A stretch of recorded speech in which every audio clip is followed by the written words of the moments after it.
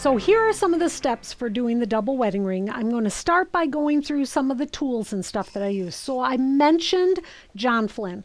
This is John Flynn's Double Wedding Ring Step-by-Step Workbook. Now this one, as you'll see, it's the expanded edition, includes the 24-inch pattern.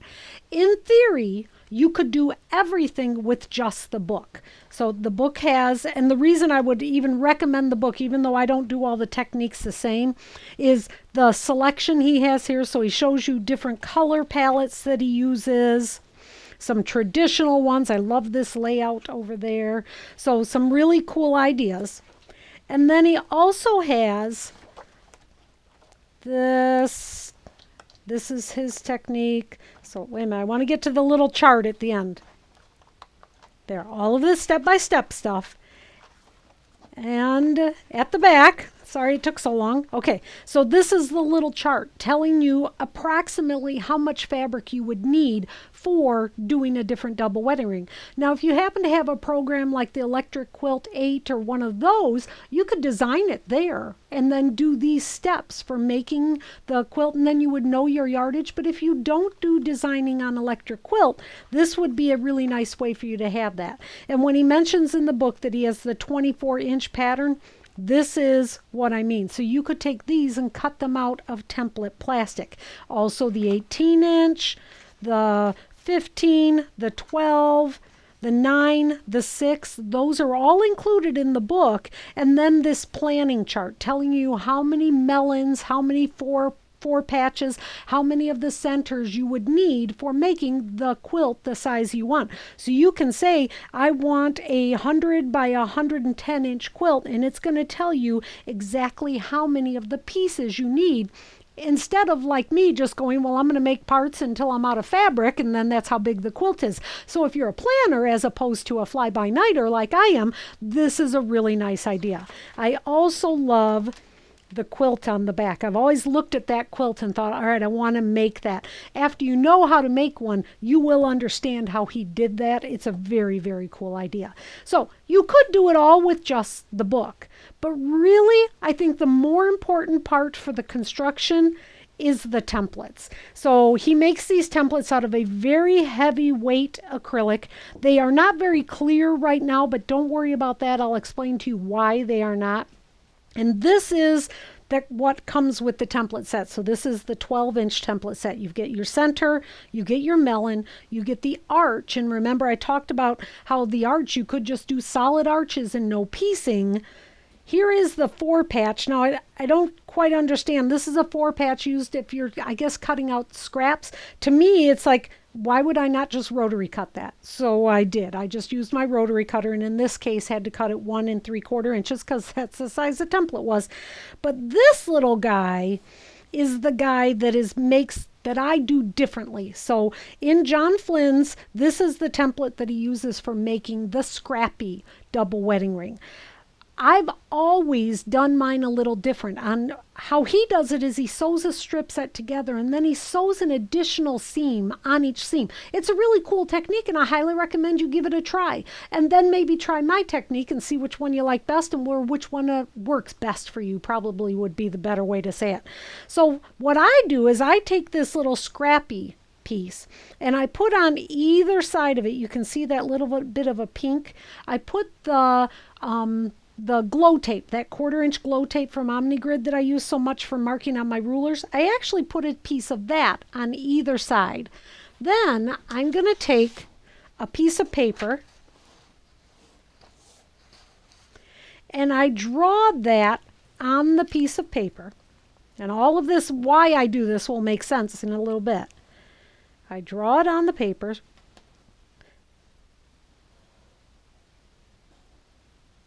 And I kind of mark where that 1/4 inch is on this side. Now I'm going to pretend that this is pieced. So now if I take it to the other side and line up the 1/4 inch from the edge and have it where I said I was marking where that 1/4 inch is, that is where my seam will be. So now I can draw another side of this template right next to it. And I'm going to draw this center seam. This is my center. Don't worry about this one. That one doesn't matter. That's my center. By doing it this way, I'm able to use a little bit of strip piecing and cutting out at the same time. So I think it makes the process much faster. So after I've done that, I then took some template plastic. So this is just a standard, this is easy quilting template plastic. This one happens to be in no melt mylar. I took that and I drew it onto the template plastic and then used my bad scissors, my, those scissors that anybody in the family can use, to actually cut it out. So then this is my little template. And I did, again, use the piece of glow tape on there so that I know where my center seam is. So I use all of John Flynn's templates, but this scrappy one, from it, I create my own little template. Okay, so move these out of the way. I do want to show you how I picked out my colors. People seem to be, there is a video on the On Point website, one of our very first ones, where I take you to my local quilt shop and I show you how I pick out fabrics. So this is going to be it in a nutshell. Here is my multi-colored print. It has a lot of really beautiful colors in it. From that, I chose these yellows and oranges. I think they just go with it perfectly. Everything about it is perfect. This is a new collection of fabric. I'm in what they call a grunge club. It's a new collection of fabrics from Moda, and it's called Grunge. And I get a half yard of, 8 or 10 of them a month. Every time I get them, I'm so obsessed with them, I use them right away. I did not know I was going to be getting them. It came in the mail, and I was like, I have got to use it. So these are all from that Moda Grunge collection. And then with these blues here, I pulled out this line. So I went from the blues and I have a little bit of purple in there and then back to the blues again. Why the purple? Because purple and orange are complementary colors and they're always going to look great when they're in a quilt together. So that's how I picked my colors for that. And then for the corners of the 4-patch units, I pulled out one of the darker blues and that darker red. So those are, I'll turn them around there. So I have 2 colorways, my red yellow colorway and my purple blue colorway, with this one being the center. So I hope that helps you pick out your own colors. Okay, let's move these out of the way.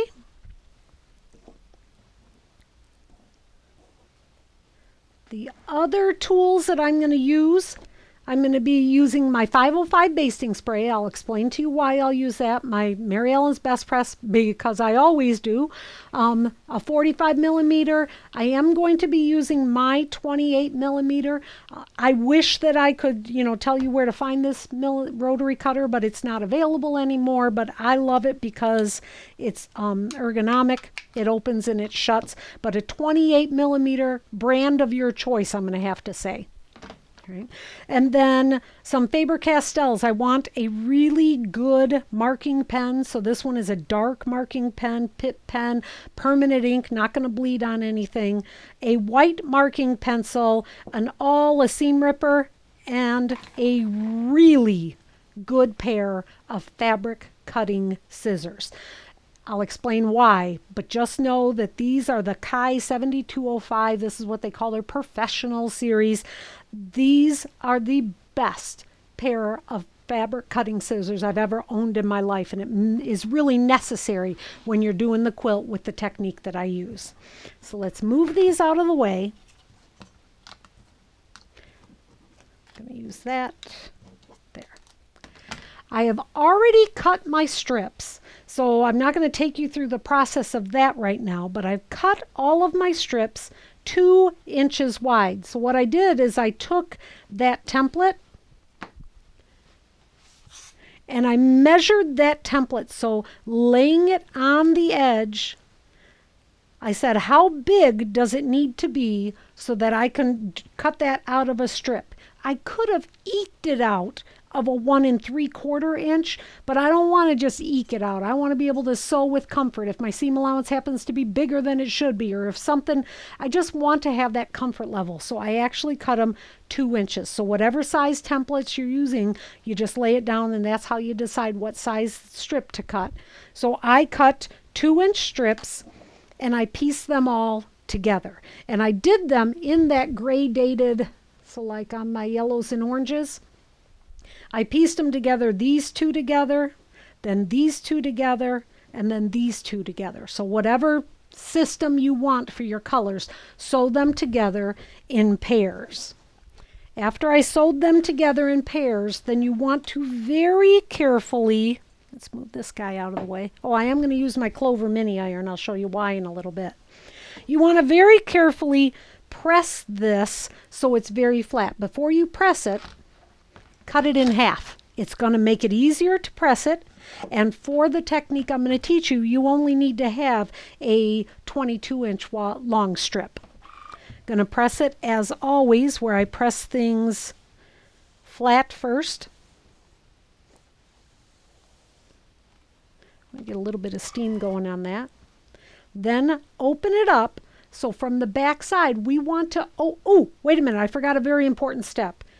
When you are piecing these, you need to piece them with a like colored thread. So for the yellow orange section, I actually use, this is from Masterpiece. This is a 50 weight cotton and it's in an orange. So something that's going to match. For the purple blue, I actually used black. So for the piecing of the strips, you want to be sure you're using a light colored thread and that your stitch length is a little bit smaller than normal. So I went down to a 2.0 because your strips are going to be pressed open. Anytime you're going to press the strips open, there's going to be more likely that you're going to be able to see that thread. And so if I had pieced this with the black, it just could be a little bit too noticeable. Now there will be times that I piece with black here on the show so that you can see what I'm doing, but know that typically when I'm piecing this, I want to piece it with a light colored thread. So from the back, I press it open and then flip it over to the front side and make sure everything is pressed nice and flat. Oh, now I hear that steam coming. Ooh, love that sound. There. Then after all of them are cut, this is the technique that I use for cutting out these small sections. I take that little template that I made and I lay it down so that it is centered on the strip. And in this case, I'm going to use that black Pigma pen. When I was working on the, oh, I know what, I'll do it. So I have my blue ones already done. For the blue one, I'm going to use my white pencil. So I'm going to trace around this with that black pen. Whoops. Don't try to go too fast. I'm trying to rush. I need to slow down because I want to be fairly accurate. So there it is with the black. And then because I have such a dark color on the other side, the black pen obviously wasn't going to work. So I used my white marking pencil from Bone.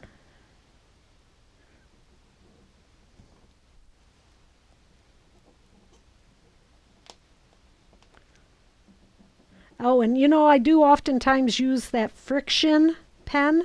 And I would use the friction pen here, except for that you can't because I'm going to be ironing it next. And you know that the friction would go away with heat. So that how do I know that? Because I did it. And the first time I was like, oh, geez, Nancy, do you not know any better? So anyways, so now we're going to take these strips. And instead of cutting out each one individually, my theory, as always, when I'm rotary cutting, you always see that I'm always trying to do 8 to 16 layers.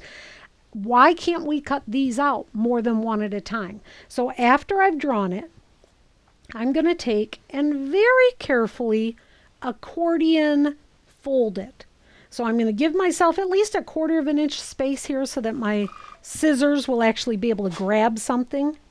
And I'm going to flip it and fold it, matching up the center seam as I go.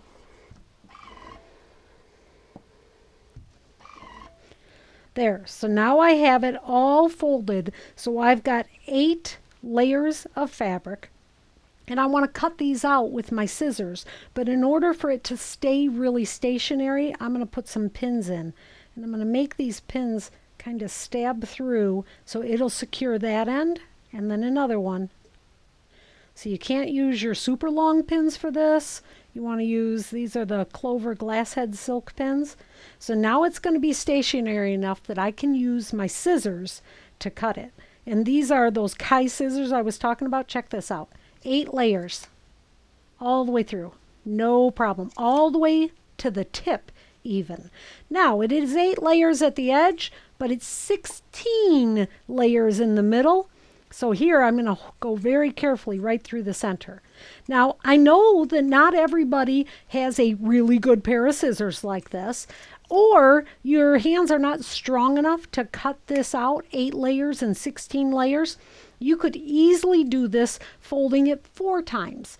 Then it would be 4 times faster than if you cut them out individually. Or you could do it 2 times, and then you're at least twice as fast. So go ahead and cut out all of your pieces so that you have your 4 sections like that.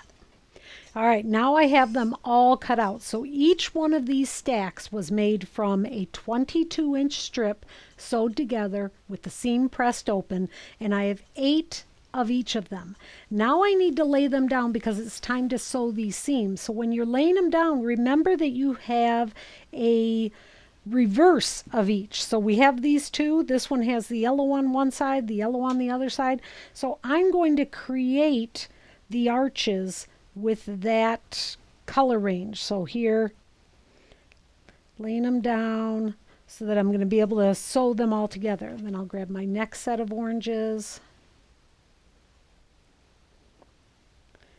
And I can see my design start to come. It is important to remember, if you use this technique, that your arches are going to have colors going in one direction and then the other direction. They will not all be exactly the same. They will have that variance of the colors going from one end to the other. And in the case of these ones, I have done the light to dark combination with the oranges. It really didn't do it so much with the purples, but you could do this all scrappy. You could have your strip sets cut into 22 and be mix matching them as you go and have quite a variety. But for this, I actually have them like that. Now with them all sorted, I'm going to take and start sewing these seams. So I've just got to sew 2 seams in each arch. So the way that I do it is I will start by sewing these 2 together all the way down. Oops, I better start with the leader. There.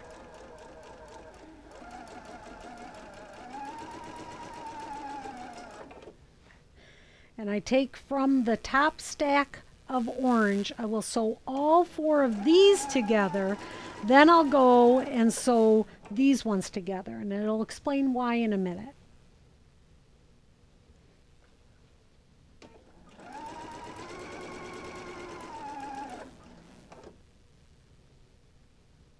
And the last one from the bottom set. And after I've done that, then I'm going to go and take off from this chain the first 4. So these are the first 4 that had the top 2 from this top arch. Now I'm going to take and sew the next strip on. I'm not even going to cut these apart. I'm just going to take this and sew the next strip right onto there. And this just, for me, helps me kind of keep organized. You obviously don't have to do it this way. You can do it any way that you'd like, but the idea of getting these arches pieced together, and you want to try to keep yourself organized. So for me, this really helps. So I'm going to go through and sew all of the yellow-orange arches together and all of the purple-blue arches together, and then I'll show you how we trim those down.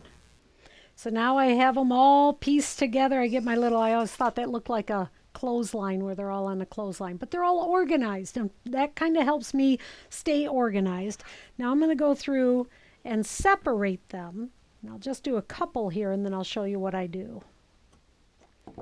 Slide these over. I like to use, because I've got to press this little seam open, I like to use my Clover mini iron to do that. It's just smaller, more convenient instead of going all the way to my big iron. And it seems like the big iron always has steam when I least want it to have steam. There, where I cannot separate that. There. Oh my goodness. All right, it's not as easy as it looks. There. Now I'm able to open up that seam with my clover iron. Maybe I need to use my awl. There. That seemed kind of silly, but it just was a problem. After I've opened it with my clover, then I like to set it up on the top part of my ironing board and steam press it right there. And then I leave that there as I come back down here to open up the rest of them. While that one is resting and cooling, I'm working on these. That way, fabric has a memory. And if I pick that up while it's still hot, it's just not going to be as nice. And you know how obsessed I am about having all my seams be exactly where I want them to be. So that's why I do it that way. So I'll open these up, press it with my little clover iron, then move it to the top of my iron and give it a little steam. So I'll do that with all of my arches. There, now they're all pressed, and I've left them down onto the ironing surface until they're all cooled so that I wasn't stretching them or anything. Now I can pick them all up, and I think they just look pretty when they're all laid down on there also. I can kind of see my colors coming together. There. Now I'm going to slide this mat over so we can do some cutting. And I'm going to slide things off the mat so we have some room to do some cutting. How about that? I'll get all these parts out of there. All right, so for this part, we need to use our arch template. And I had mentioned earlier that they're not very clear. If you look at, this is the way they come. They're very, very clear. But this is the way mine are now, where there's all this kind of linty on the back. Why, you may ask? Because I spray 505 on the back of them. So I'm going to use my 505 spray and spray it on the back of them so it'll make sense in a minute. So take that and just spray it a little bit. Now I'm going to take each one of my arches, lay it down, and lay this arch right on it. So you'll notice the arch does have this little notch there. That tells you it's the center. You want to try to put your seam right there, and then position the rest of the pieced arch underneath that. Now, because I did the 505 on it, it's going to stay in place. Now I'm going to use my, oh my goodness, oh there it is. Okay, shoo. My 28 millimeter rotary cutter to cut this. So cut off on the end, and then you can take and just trim just the tiniest little bit off that top arch, and then the other side. And then the reason the 28 millimeter is so that you can really cut this inside arch. And then this will just peel right off, and then I have a beautiful arch. Grab my next one and continue that process. Now I got to tell you, sometimes I am prone to forget this part, which kind of seems silly because it's kind of a major part of the whole process. And I'll get to piecing it onto the arch and I'll think to myself, why is it so big? I can't believe it. What happened to my seam allowance? And I'll realize it's because I forgot to trim them. So you know, I know that because I've done it, so I want to forewarn you. But one way to know that you've done your trimming is that these two outside pieces are smaller. So everything else is the same size, but the outside is slightly smaller. So then you'll know that you're all done. I'm going to get these all trimmed, and then I'll talk you through the piecing of the melon sections. So I have all of those arches trimmed down so everything looks good, and I want to kind of take you through the process of cutting out the other pieces. So the other pieces we need are the melon centers and then the 4-patch units. And I did mention to you that in the template set you get that 1 3/4 inch square for the 12-inch block. So whatever size that square is, I really think it just makes more sense to cut it out with the rotary cutter. So I pre-cut all of my squares for that. So there's the melons, the arches, the 4-patch, and the center section. So I want to show you how you cut this out so that it's kind of very frugal. You're not going to be wasting very much fabric. Okay. you're going to take your fabric, and in the case of this 12-inch size, I was able to get, of the centers, one center cut here.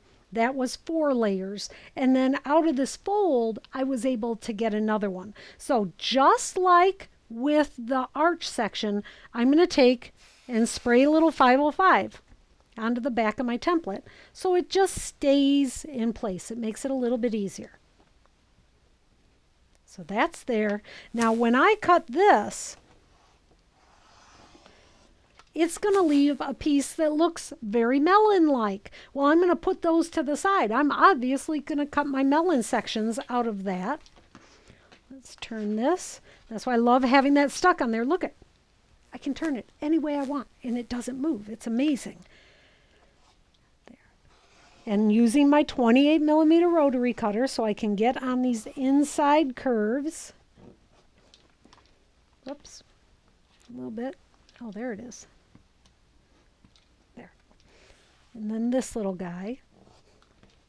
And with this, 2 of those little pieces are salvage pieces. I can't do anything with those, but this one is on the fold, so I can open it up to get more melons. So I'll stack this on there. Then I'm going to take this off of here. Very carefully. Be careful with that because it is all bias edges. Now normally I would go through and I would cut a few more out of it, but I'm not going to because I want to show you how you can use this piece on the fold. I'm going to kind of cut it in a little bit. I hope that works. And now when I open it, I should be able to, I hope I did that right. Yes. Ooh, score, it worked perfectly. There we go. So now I'm able to get 2 more out of there and some extra melon sections. And the melons are going to be the same way. Yes, of course, I spray it on the back so it'll stick for me. And I'll usually cut through 6 or 8 layers of this, depending on how many more I have. And like I said, in John Flynn's book, he does tell you how many of these you actually need, as opposed to just cutting them until you're out of fabric, and that's how big your quilt is. So it's just, a method that some people use, that pre-planning stage. I'm just not one of those people, and that's okay. So now I've got my melons, my centers, my arches, and my squares. That means I'm ready. So if I take all these scraps out of the way, I can move my templates out of the way. I don't need them anymore. Pieces, parts everywhere.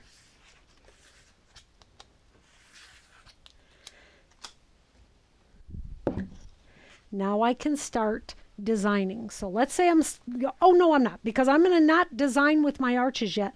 My next step is actually to piece my melon sections. So let's take our units over here. Now this is really, really important, is the placement of the 4-patch units. On this quilt, you know that I have 2 sets of yellow arches and 2 sets of purples too, but it's more obvious with the yellow. With those, I am going to piece onto the left side. Wait a minute, I gotta look and see what I've done before. Okay. So on this one, there's my arch. Okay, on my arch, every time I am going to put a yellow on the left-hand side of the arch and a red on the right-hand side of the arch, even when the color changes. So on this, I'm going to put blue. Did I say that right? Yeah, blue. I think I called it yellow. Okay, Nancy's colorblind today. All right, then red on the other side. So even though the colors change, the placement of the squares does not change. Every time it is blue on the left, red on the right. Blue on the left, red on the right. And you're going to put those squares on only one of the color arches. You're never going to put those squares on the purple arches in this case, only on the one side. So that's actually my next step. So I'm going to go and take and sew with a scant 1/4 of an inch, sew those on to either side. But the more important thing is how we're going to piece the purple ones onto the melons themselves. It's time to piece an arch. So on the melon, take and fold it in half, and then make a little notch right there on the fold of both sides. So I'm hoping that you can see this. You see that little arch? That makes it a lot easier to find the center. So I am going to piece the purple onto this arch. And I piece always with the concave on top.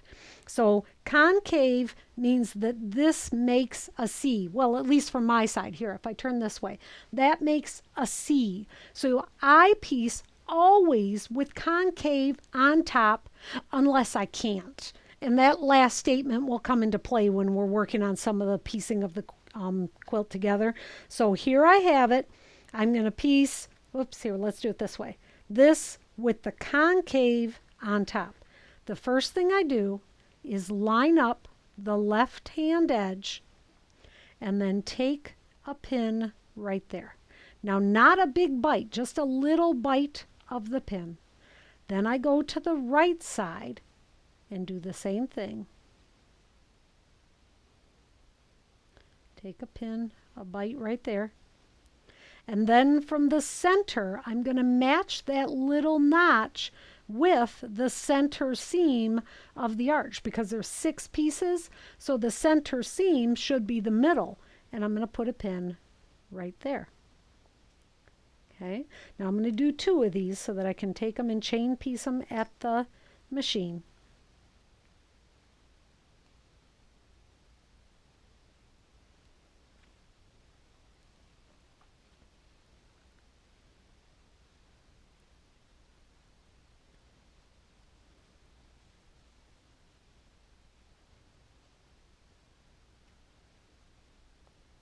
There. Now going to the machine, I'm going to piece that arch. And I do like that I'm piecing it with the pieced section on top so that I can actually see those seams and make sure they stay where I want them. And I'm going to use a really sharp awl to keep everything in place. I'm going to sew with that scant 1/4 inch, and yep, I do sew right over my pins. It's not really an issue. There are some times with this technique, with the double wedding ring, that I will take the pins out. But in this, for the arch section, no need to. Just sew slowly over them, lining up the right-hand edge of the concave piece with the piece beneath it. Oops, gonna get that seam to go in just the right way. Whoops, went a little bit fast there. I'm going to slow my machine down a little bit. And then chain piece so that I would get all of these melons pieced together all at one time usually. Well, I shouldn't say all at one time. I do 8 at a time just so that I don't get bored. I just do 8 at a time, then I start from the beginning. You could obviously start with all of them at once if you wanted to.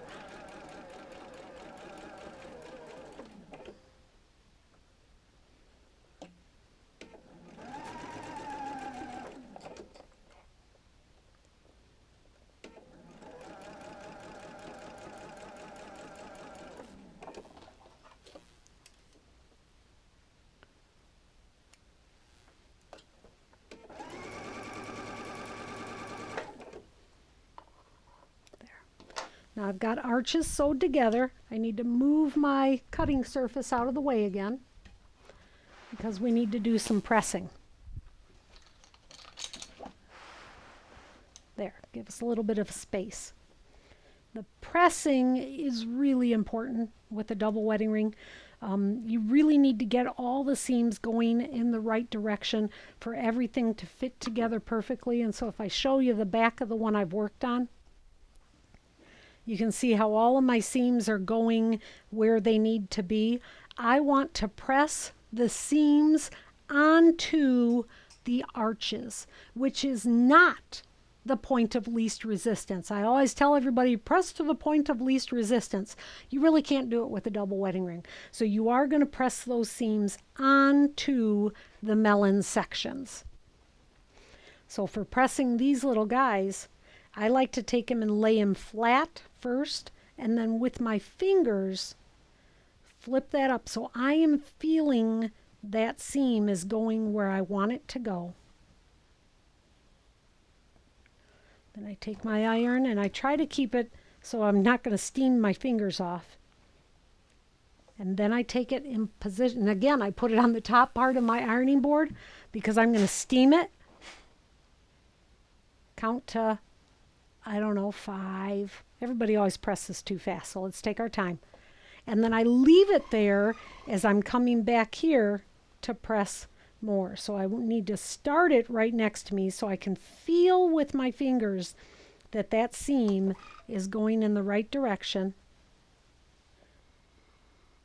And I'm going to show you that from the back side. Whoops, did not like that one. Missed that altogether. There, so the seam is pressed up. Then I take it to the top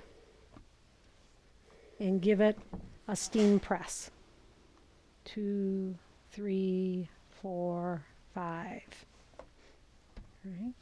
Now I'm going to take my orange arches, and every one of them are going to get a blue on the left and a red on the right, and then I'll show you how we piece those onto that. So I have my arches of the yellow arches and the purple ready, and now I'm ready to put this onto that. But it is so important that this intersection lines up really nicely. I didn't say perfect. I hope you realize that I did not say perfect. Really nicely is what we're shooting for here, okay? So the idea is you're going to flip over the top arch and put your pin in right there at 1/4 inch from the edge. Then flip it up so now you can see the bottom, and you're going to put that 1/4 inch. So from this seam to 1/4 inch. Then bring them together and slide this around. So I actually hold that pin almost like a pivot and slide it around. Hold that in place. Right there.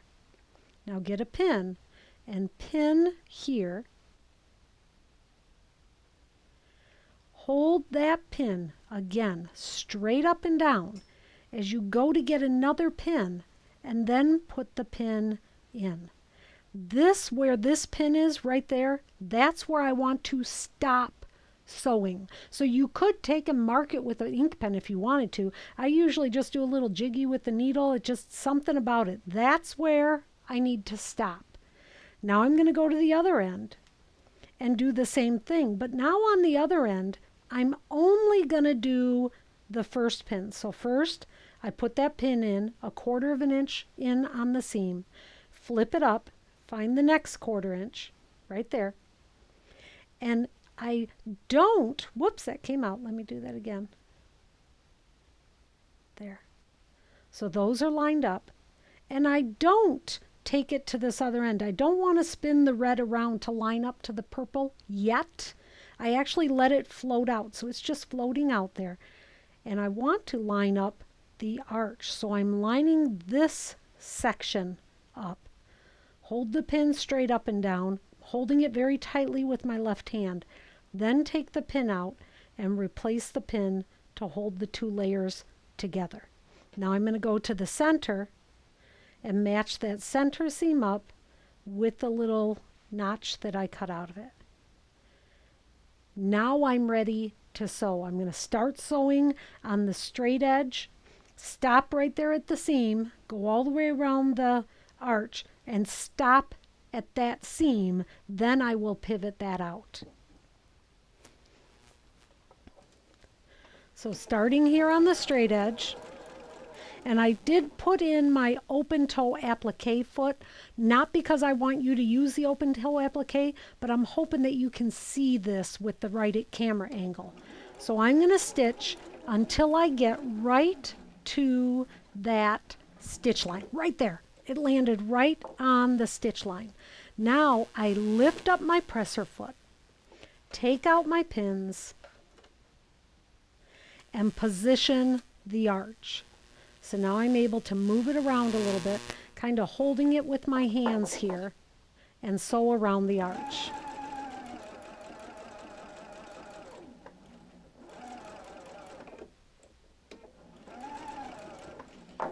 And then the second half of the arch.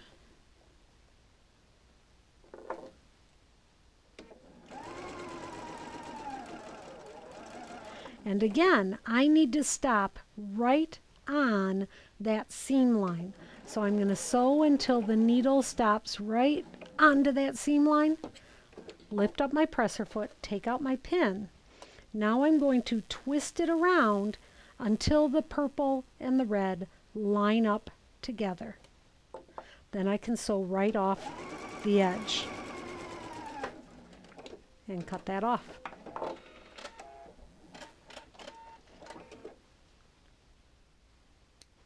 Take this out, my pins out, and now I'm going to press the yellow arch again toward the seam. So I want that seam to go toward the yellow, but I usually have better success doing it from the top side. You might want to do it from the back side. That's all right, as long as you promise not to stretch anything out. So I finger press it first, then come in with my iron.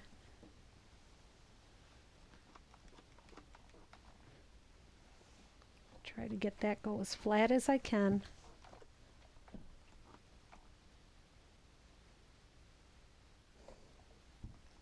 And then I'll use a little bit of spray sizing on that too. I like to get that nice and stiff and crisp.